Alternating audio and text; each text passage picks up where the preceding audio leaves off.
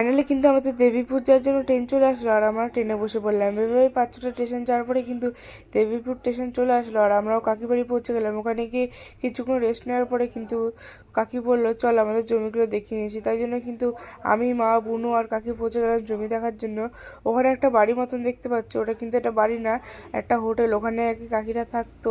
আর এদিকে দেখো কাকিদের ভুট্টা চাষ হচ্ছে, আর ভুট্টা গাছে দেখলাম অনেক পোকা ধরে গেছে, তার জন্য কিন্তু ওষুধ দেওয়া যাচ্ছে। আর এগুলোও কিন্তু সব কাকিদের জমি। দেখে অনেকটা ভালো লাগলো জমিগুলো। অনেকদিন পরে এভাবে মাঠে আসলাম, খোলা হাওয়া বাতাস। আর এইদিকে দেখো আমার বোন আমাকে অ্যাটিটিউড দেখেছে। দিন আমরা বোনের সাথে কিছু ফটো টটো তুললাম, একটা স্মৃতি হিসেবে থাকবে। যখন ও বড় হয়ে যাবে তখন ওকে দেখাবো তুই কিরকম ছিঁড়ে টাকলু। তোর হাসিটা দেখলেই সত্যি মন ভরে যায় রে বুনু, তোকে অনেক ভালোবাসি, তুই আমার লাইফে বেস্ট গিফট রে। এই দেখো এখানে আমি অনেক বছর পরে শুয়োপোকা দেখলাম। আচ্ছা গাইস, তোমরা হয়তো ভাবছো এবার আমি আমার দাদার বাইকটা কেন দেখালাম না। আসলে ও তো